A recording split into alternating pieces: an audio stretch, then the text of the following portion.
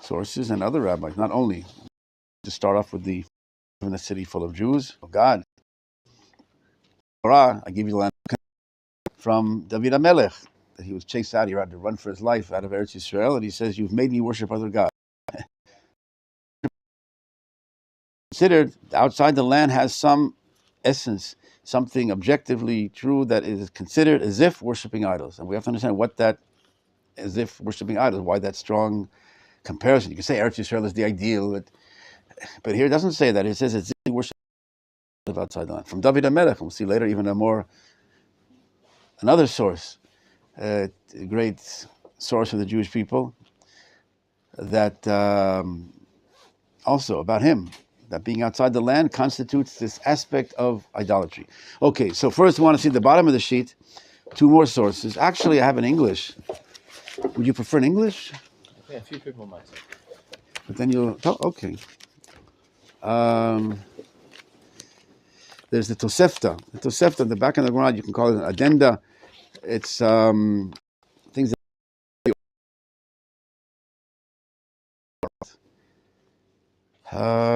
okay, so if you want the English, if you can believe that it's really written. Although the translation of this is, I don't know if the... So the Tosefta is... Oh, I should keep one for me. You have... The Tosefta on the right. This is from the tractate Avodah Zarah, chapter 5. A person should live in the land of Israel, even in a town which is the majority are Gentiles. Just like the Gemara in Ketuvot that we saw, page 110b. So too the Tosefta. And not abroad, and one should not live outside the land, even a town in which is all Jewish.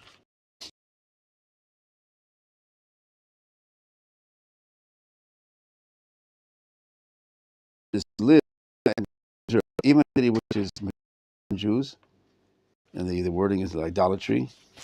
Right, the original here is the idol worshippers, and not in a city which is all Jewish. In New York, or whatever, you have a Jewish town, the influence. We said the influence, the education for your children, everything.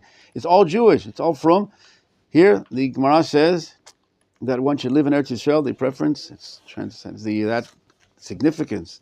The importance of being here supersedes the value of the educational, the influence of just being among Jews in Chutz La'aretz. This teaches. Again, this translation isn't whatever, but this is what we have in English. This teaches that living in the land of Israel is weighed against all the other religious commandments of the Torah requirements. In other words, the right of Israel is shakul, is weighs of the same amount. It has some value that it's of all the mitzvot in the Torah.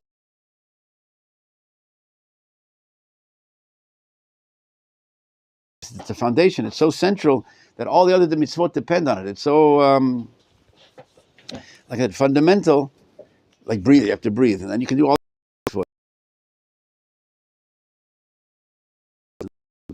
over again. The commandment in that we'll see the verses in the Jew that are about Passover. These are the commandments and the things that God tells you to do in the land you're going to possess. But nevertheless, so here this is like there's the centrality is so great of the land of Israel being in Eretz Yisrael, even as opposed to compared to all the mitzvot of the Torah. And whoever is buried in the land of Israel is if he's buried under the altar of the temple in Yerushalayim. That's why there are those that sell little packets of dirt from Eretz Yisrael. In Chutz La'aretz, they bury the dead with the little packets and think that's in place of being buried in Eretz Yisrael. It has the value. I don't know, it has some value, but at least there's value for those who sell it for sure. But I don't know if it has the same thing, but again, it's the dirt of Eretz Yisrael, if it's really there. And it has some, I guess, surrogate values in place of being the real thing of being buried here. A person should not go to settle abroad, and one not should leave Eretz Yisrael, unless wheat goes at the price of 2 seah. There's a great famine, the great, prices go up, what's it called, inflation, whatever. Find any to buy, even at that price. We'll bring this down later, the Rambam Halakha is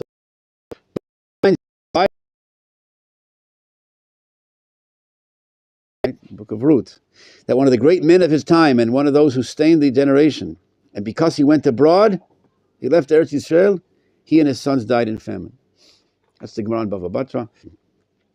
That he left Eretz Yisrael. He said that again. It's not not everyone. God forbid. It's not the death punishment for leaving Eretz Yisrael. But on this level, the rabbi, the scholars, there's the leader, the holy people. Rambam writes, we'll get to this, what he writes about this, that the midat chasidut, the measure of piety, and the leaders are held upon on a higher level. And Hashem is more medakdek, is more meticulous on the righteous. They, for leaving Eretz Yisrael, even though there was a famine, he and his sons died in famine.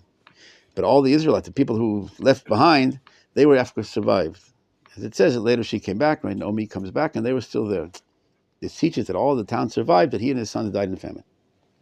And now about what Yaakov says in Bereshit 28, that I come back, he says, he made this vow, right? I go out of Eretz Yisrael, I have to leave now, you're making me leave, but it makes it that I come back to my father's house in peace.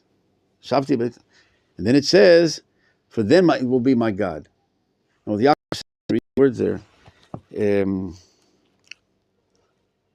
I'll return back to my father's house. Who's like Yaakov leaves? Where's his father's house? In Eretz Yisrael. Yitzchak never left. I'll come back to Eretz Yisrael. When? And what will be then? What will be the outcome? Vaya Hashem Elokim. Then God will be my God. What does that mean? When I'm outside the land, you see, he's not my God. So here again, it makes it explicit. When I come back to Eretz Yisrael, then God will be my God. And also it says, I am your God. This is the verse that we brought down, or the Gemara brought down in Ketuvot, in 4:5c. I am the Lord your God who brought you forth out of the land of Egypt to give you the land of Canaan to be your God. You could say, okay, there's 2 different things, to come back to Canaan and be your God. But here, the explicit, the conditional statement. As long as you're in the land, when you're in Eretz Yisrael, then I'm your God. When you're not in the land of Canaan, as if I'm not your God. So again, what do you mean as if you're not your God? We have to explain this yet. What does this mean, these sources? God is not dependent on the lands of Israel. God is not only in Eretz Yisrael. It's not some physical location. He only lives here, whatever. God it's the source of all, creation of all, beyond all. So we'll see. We're talking about how man can connect to that divine. How we, in our 3-dimensional world that we live in, how we connect to that. The finite connects to the infinite, the source beyond. The direction of God, the ability to receive and express and connect to that in transcending source, the divine, that is through Eretz Yisrael. Like it says in Dvarim, these are the eyes of God are upon this land from the beginning of the year to the end of the year. This is the place that Hashgacha, the divine guidance, the connection, as we'll see, is direct in Eretz Yisrael. Yashar Kel, straight to Israel. Right? Yisrael means straight to God, which already gives you the hint to understanding what's the Avodah Zarah, that it's not straight to God outside the land of Israel. Which is already, what does Avodah Zarah mean in English? Avodah Zarah. Foreign worship, not direct. So we already have an inkling towards one of the explanations. We'll see. It's not the direct connection to Hashem. And any not direct connection is a form of as if you're worshiping idols. You're not worshiping idols. You pray to God, like David HaMelech outside the land. He prays to God, one God, believes in one God. It's the same source. But the reality is such. It's the place, what the Rabbi is saying, the Gemara, Hamakom Gorem. The place causes it. It's the reality, the situation you're in causes this objective situation that you're not in the same level of connection. So that we'll see as we go on. But here I just want to bring you the Tosefta that makes it more explicit, that verse from the Gemara that brought down, or the verse that the Gemara brought down in Vayikra 25,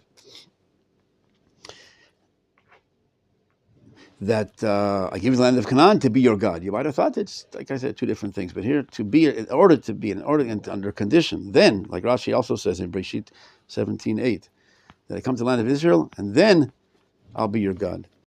Tosefta brings it explicitly. When you're in the land, then I'm your God. When you're not, not. We'll just go on to review a few other things. They bring down from, and you see letter J in the English translation.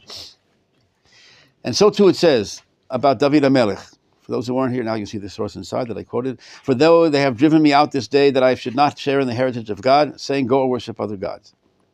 Right? When David HaMelech was chased out, running away from Shaul, he ran away and he, so to speak, cursed him and says, wow, you've made me now not have a portion of the heritage of God. Where's the heritage of God?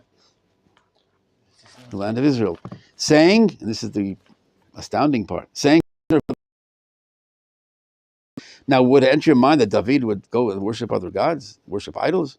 But David made the following, made the conclusion, the logical, the reality is such. Whoever leaves the land in time of peace, here it adds, and goes abroad as if he worships idols. How? In other words, that's what it says here. That's what the verse means. But how? We have to understand. Isn't Avodah Zarah one of the conditions where we're not supposed to give your life? Yeah. Right. First of all, it's not. How do you say literally? Oh, how can I say it? It's not considered idol worshiping, meaning someone gets stoned for he leaves Eretz Israel, he gets the punishment of stoning and idol worshiping, whatever. He has to give his life not to go out of Israel. Here, the Gemara says as if, ki'ilu, as if he worships idols. But the question is, why is it compared to such a great, severe sin? Like you said, it's one of the three cardinal sins. But it's as if. But again, it could have said it's not good, it's not the ideal, it's not... There's a lot of things you could have said it's like something else. But why, again, the rabbis say here over and over again, that the comparison is to, and the significance and the essence, there's an essential connection to idolatry. There's a form of idolatry in this. So as long as they're located upon it, it is as if they're planted before me. They're before God. They're in front of me. Again, not that God, we'll see later also, the Kuzari and others explain, like Yonah ran away from, what does it say? Yonah ran away from? What does it say in the verse? The beginning of Yonah, he ran away from, I think it says, before the face of God, from in front of God. How do you run away? The rabbi, how do you run away from God? The face of God is, but no, the face of God. Again, how his guidance, his direction, the focus, the centrality of our connection to Him. Not he is not. That's what the rabbis asked there. He's in the heavens above, below, and earth. How can you run away from? Wherever you go, He can see you, and He's watching. He's there. But it's not. It's from our point of view. We don't talk about from God's point of view, the absolute, the reality. We even can't define Him. There's no words for Him. But we're always talking about how He's expressed, how He's revealed, how that godliness is received and accepted and expressed in this world. That's our whole purpose of creation, is to bring about more and more that full expression of that oneness, of that divine good in all the world. We say in the prayers, right? To fix this world under God's kingdom, to link up all the finite to the infinite, so to speak, to plug in this world to something much greater. Nevertheless, so it says, as long as they're located in Eretz Yisrael, then they're planted before me. If they're not located upon it, if they're not planted before me. And now Rav Shimon Elazar maybe gives even a hint to the explanation. If you see the continuation in English, the Jews who live abroad are idolaters. Here it doesn't say as if. Here the Gemara, also it's in the Gemara in Avodah Zarah, I think page 5. Not only the Tosefta. The Tosefta here just brings a lot of things that were found in the Gemara in Ketubot and other places, the oral law. But it added here this other story, so to speak, which is also in the Gemara in Avodah Zarah. So it says the Jew in the Hebrew is, you see, Yisrael shebechutz la'aretz ovdei kochavim b'taharahim. The Jews outside the land are idol worshippers in purity. What's the purity? Their intentions. Their intention, their belief is on one God, the source of God, the divine. They don't worship 3 gods or 5 gods or whatever. They believe in one God, the same God, all over the world. But nevertheless, here the Gemara says, and the Tosefta that you said Jews outside the land are idol worshippers, but in purity. Of the land, not from the point of view. Their intention is an understanding of beliefs, but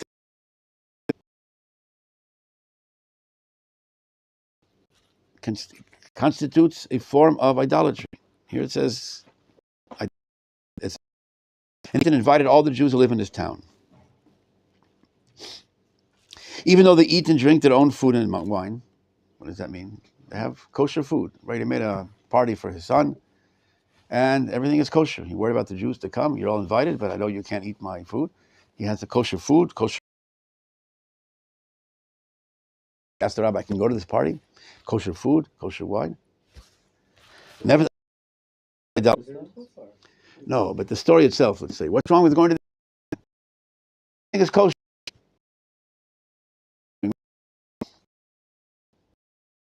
Wrong person. What? Party. Let's say Christian celebration. Your very presence at the party. What does that sound like? According to the on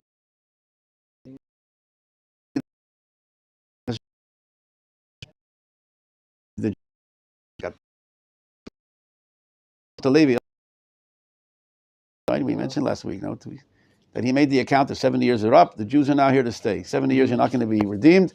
You're now here to stay. Brought out the vessel from the Beit HaMikdash. Whatever. You see, the whole party was your demise, that God left you. You're not going to be redeemed. You're here to stay in exile. And the Jews are party. Kosher food. No problem. Everything's kosher. I checked it. The whole party is Torah, as said properly. It's party. Kosher, keeping in New York. The whole party.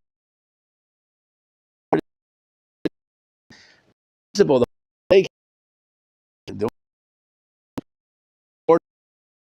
endorse going to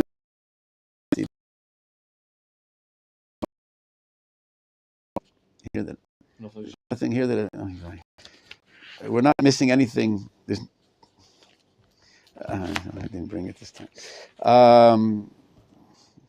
There's nothing missing that an Orthodox Jew needs that isn't here. Whatever. We have kosher food, kosher this. What's the problem? But we'll see later what's the problem and more in detail. But what the rabbis say. But you see already here from this story that's giving the hint already in one direction, that the very presence there is the problem. That's what it says. Nevertheless, maybe one more source. Avot Rabbi Natan on the left. Mm-hmm. You have chapter 26. Don't leave the land. Again, the English here, I don't know. But anyway, I'll say the Chutzlar. Don't leave.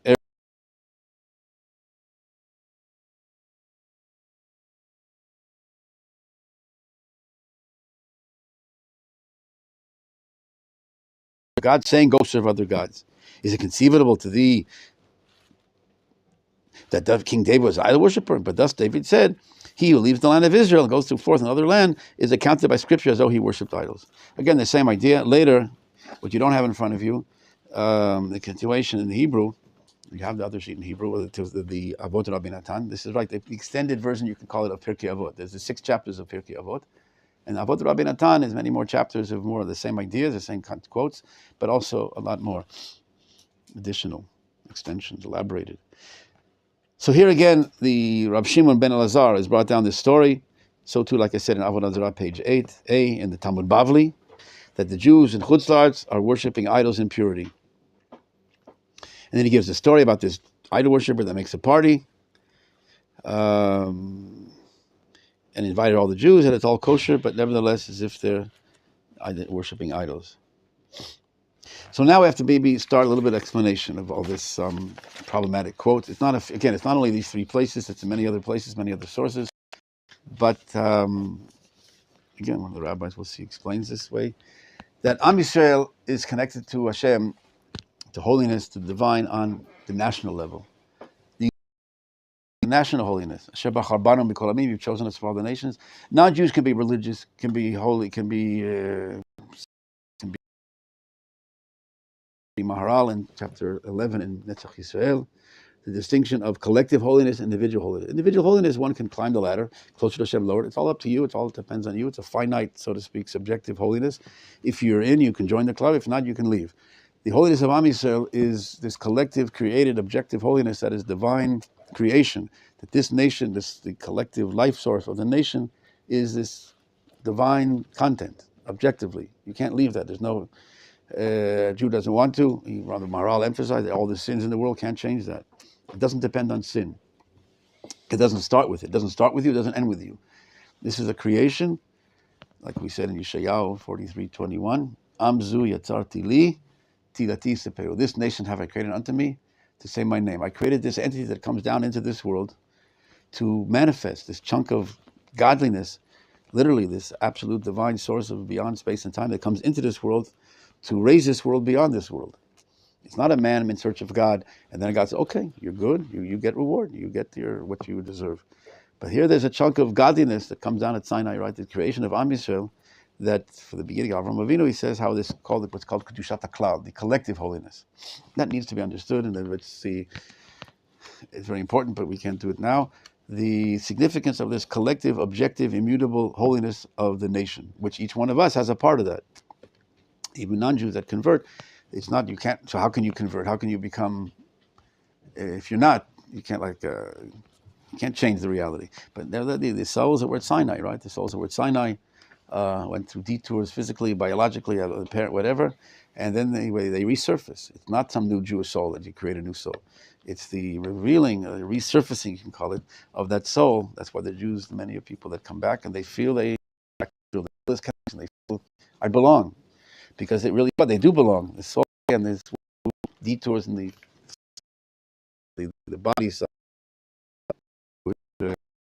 speak, but the soul was always there. Now it comes back and resurfaces, comes back to what it was, recognizing and reconnecting to what it always was. Right? It's not something new. Nevertheless, to get back to what we're saying here, the nation of Israel is that connection on the national level. That's what's unique. Non-Jews also have an individual connection. So put it simply, the individual connection is a non-Jewish level. Like a non-Jew has this individual connection to God.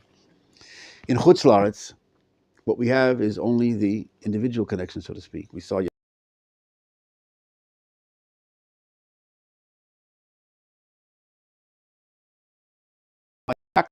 other words, in reality, such that the individuals, like I said, the dry bones or these branches cut off from the tree. The individuals separate as good individuals, religious individuals, but don't have their same connection to the inability of the collective soul to be revealed outside the land.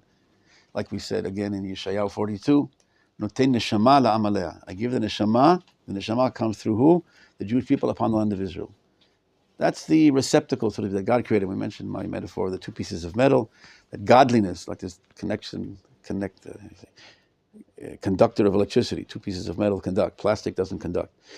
God created such that the Jewish people in the land of Israel, that is the conductivity of godliness to this world. Connects this world, enables these flow of divine electricity, divine energy, divine light, divine good, and life, ultimately, to all of creation. We saw right in the Khatam Sofer, the Rambam. If there's no Jews in Eretz Israel, that would be the end. That can't be. That was the end of the Jewish people, the end of the world. Because that's the lifeline connecting this finite, our world, to the source. If there's no umbilical cord, at least we met even 10 Jews, the Rambam said, that's the nation of Israel. And that's what you asked your question, I think, based on, anyway. What comes out from the Zohar, we'll see later. The Jews outside the land, as if God isn't one. The Jews are one in the land of Israel, but that's the second explanation. I shouldn't have said that yet. So now the individual connection outside of Israel, the Jew has a connection to God, but it's now on the individual level. To put it very simply, what's it called, the transitive property. If A equals B and B equals C, then A equals C. The Jew in Chutz La'aretz is the level of the individual holiness. Right? You're cut off from the collective holiness. You remain, again, you have holiness, you do the mitzvot, etc., but it's not part of the neshama. This collective soul is revealed and expressed through the Jews in the land of Israel. As we saw, even halachically, that's the receptacle called the nation, right? In Horayot, page 3, that's why we saw the previous sheets. The Jews in Eretz Yisrael, they're the nation of Israel. There are Jews all over the world, but the nation, and we saw halachic ramifications for this, that the Jews in the land of Israel are the nation. So outside the land, what are they? Individual Jews. So Chutz La'aretz equals individual holiness, individual connection to God. And B is individual holiness is the level of the non-Jew. And therefore A equals C. Therefore the Jew in Chutz La'aretz is if he's a non-Jew, if he has that non-Jew. It's as if he's a Jew. He has to do the mitzvot, he's obligated, but his holiness is latent, can't come to expression, the national holiness. And therefore, the Jew in Chutz La'aretz is on the individual level. Individual holiness is the non-Jewish level. And therefore, the Jew outside the land, so to speak, is on this, called the non-Jew, called so much so, that the Gemara goes on 2 pages later, another page later, 111a, and Ketuvot. You don't have it in front of you. A certain man fell under the obligation of Yibum. What's Yibum? Levirate marriage. Right, levirate marriage. If his brother died and has no children, then he marries his brother's widow to continue the name, etc. So a certain man in Eretz Yisrael fell under this obligation to marry his sister-in-law at Beit Chazah, which is in Bavel, outside the land of Israel. He came to Rabbi Chanina and asked him whether it was proper to go down, to leave, Yored, to go leave Eretz Yisrael, is going down, to contract with her the Levirate marriage. Listen to what Rabbi Chanina says. In Hebrew, it's better. I don't have Hebrew. He says, Achiv nasa kutit. His brother married a Goya, a non-Jew, and died. Blessed be God that he killed him. And you want to go after him? That's the Gemara. He says, your brother married a non-Jew. Gemara is kutit, a non-Jewish, we call them in English, whatever, a non-Jewish woman. And he died. God, blessed be he, omnipresent, who slew him. And you want to follow him? You want to go after him and do the same thing? To go to Chutzlah? But what does it mean that he married a non-Jew? What does it mean as far as the Levirate marriage? If his brother married a non-Jew, is there any Levirate marriage? Is there any marriage? But Jewish-wise? the commandment is like for Jews. Right. So there's no Levirate marriage. If there's no marriage, it's not considered a Jewish marriage. So what does it mean here that he married a non-Jew? So the Marsha explains, it's written here, the Marsha, one of the commentators at the end of the Gemarot,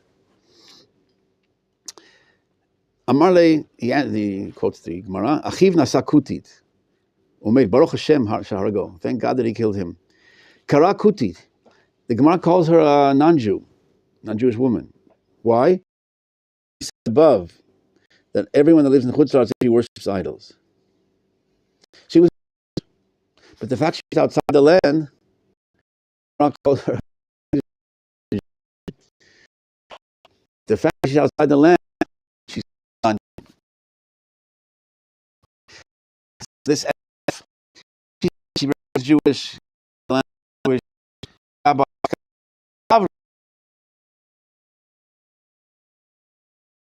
It's a problematic quote, but yes, it includes only the rabbis in Chutz La'aretz. The Bible wrote about themselves. Ben Amelech, but we'll see later. I had another that you'll be I was very shocked to see. But you have a simple explanation. Individual level, not the uniqueness. That's not the true connection to God. So there's no longer the unique connection of the nation of Israel. So you're on the non-Jew, the non-Jew. But let's go a little bit deeper than that. What's the content of the nation? God reveals himself through the nation. The nation we see from Israel as a nation lives with agriculture, army, politics, government, industry. All that is holy. All that is connected. All that reveals godliness in the world. That's the vehicle that expresses God's totality. The white light, not a portion. Outside the land of Israel, there's it goes through the spectrum, the prism. So you have a little bit of light here, a little bit of function here, an aspect of the godliness, of goodness, of holiness, a mitzvah here, a mitzvah here. But the totality, the white light, the name of God, the full name of God is revealed through the nation of Israel and the land of Israel. We saw that in Yechezkel 36. Outside the land of Israel is considered a Chilul Hashem. We say, what is Chilul Hashem? This not desecration of Him. His name cannot express. The name of God, the idea of God, divine.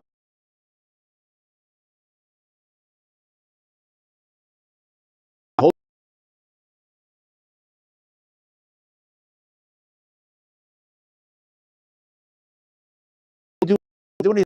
By the you outside the land, that constitutes the desecration of my. This we're building up. Believe it or not, there's an these classes. You see in Yechezkel 36. You see that name by being there. You're very. So too, the Machon Meir reveals His name, the oneness of God. So simply put, the oneness of God that encompasses all, that is revealed in all, and that's available only in the land of Israel. Therefore, outside of Eretz Yisrael, you can't express the oneness of God. You can't bring the full expression of the oneness of God. His name is desecrated in Yechezkel 36. It's called the graveyard in Yechezkel 37. But here it's called the same idea, the same content. That the oneness of God, we saw in the Zohar, previous, I think maybe that's what you asked about. Based on that, we saw the Zohar in the previous sheets, that when the Jews come back to the land and reunite in the land, then God will be one and His name will be one. Right? The verse that we say at the end of Aleinu L'Shabeach from Zechariah 14. In that day, God will be one and His name will be one. God is always one, but His name, the reality, so to speak, and the ideal being His Yud Kei Vav Kei, and the name of God, how it's revealed, how it's expressed, how it comes to full actualization. When did they become one and the same? When is the ideal revealed fully? When the Jews come back to the land, and that day, God will be one and his name will be one. Now, outside the land, as if God is not called one. We saw that, right? In the sources, I think this is the previous source. When the Jews are outside the land, then, you can trust me, you have the, I think I brought it here. But we saw how outside the land, so many sources, that he's not called one. God is always one. But what does it mean he's not called one? Right? When the Jews are outside the land, one without the other is not called one. When is God called one? When we mentioned a father with no children, he's not called father. The God, and he's called one, Adon Olam Hashem Malach, right? He's not called one. When he creates the world, he has constituents, he has people, creations. Now he's called one. Then he's called the king, Then he's called. So when is God called one? When is the expression of that oneness in this world? His unity that expresses all, unifies all. Jews one, we saw, right? When the Jews in Eretz Yisrael. Goy Echad Ba'aretz. Who is like your nation? Who is like your name one? Like we say in Mincha and Shabbat. Right? Atachad, you're one, the absolute, and your name is one. This ideal of oneness, of holiness, of totality, of all goodness in all, through the nation of Israel. Okay, so the rabbi said that should have been enough. Who expresses that oneness of God in the world? The nation of Israel. God's oneness. But it goes on. God, and the rabbi said, Ba'aretzim goyachad, and not when they're outside of it. When are we one? When do we express that oneness? In other words, the oneness of Israel, revealing the oneness of God, is only when the Jews in Eretz Yisrael. Outside of which, it's not the oneness. What is not oneness equal? That's Avodah Zarah. Any not oneness. We're not expressing God's name over all aspects of life. This as if something else is in charge. Who is in charge of it there? It's not bringing down godliness there. So someone else is, not God. So it's some other force that's continuing to give it life, so to speak, in me. But therefore, being outside the land in and of itself constitutes this idolatry. This again, not idolatry. You're bowing down to sticks and stones, but you're part and parcel. You're participating in this reality that holds up the full expression of God's oneness. And again, lack of God's oneness, any not oneness of God equals as if that's idolatry. That's Avodah Zarah, foreign worship. As if you're giving room for other forces. Because the one, when God includes all, it uplifts all, it connects to all, and that's only the land of Israel. That's, again, there's much more to talk about, but I want to maybe just the third explanation, based on the verses in, if 2 minutes. In Dvarim chapter 4, it says, Avadat in Pasuk 28.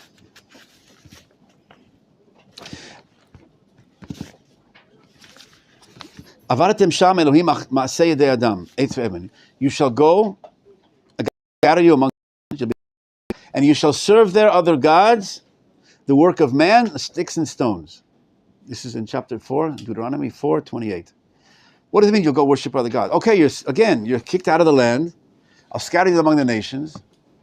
But again, you can be religious Jews in New York. There's no Baruch Hashem, there's no lacking of religious rabbis throughout history. Not only rabbis, Jewish people are religious all over the world. So the Targum Unkelus, right, or Unkelus the Ger, adds one word here. V'tif lechun taman, you shall serve there. La'amamaya palchei tavata, other nations that serve other gods. You'll serve there other nations that serve other gods. You don't directly serve their gods, but you're at the party.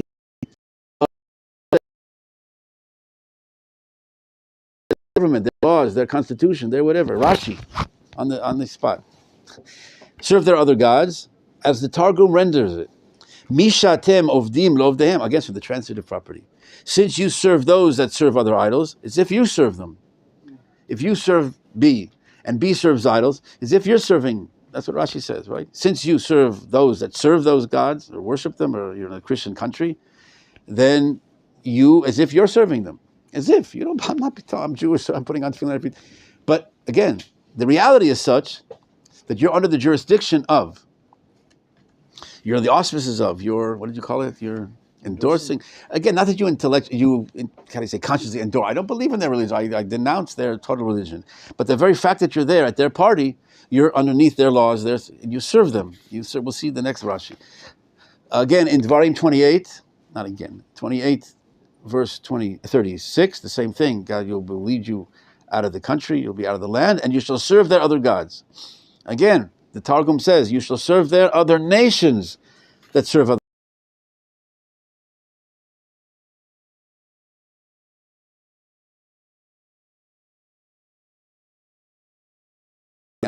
planet, all over the world. Vavaratem sham, and you shall serve their other gods. Again, the Targum renders it, one word addition, you shall serve their other nations that serve other gods. Rashi here, look what he adds here. As the Targum renders it, lo avodat elokut mamash, not that you serve other gods, literally. Ela ma'alim mas v'gulgolot l'komarim, but rather you pay taxes to the komarim, the priests of those that serve other idol worshippers. You're paying taxes to a Christian country, let's say. Then you're supporting. I don't mean to support. I don't want my, but I'm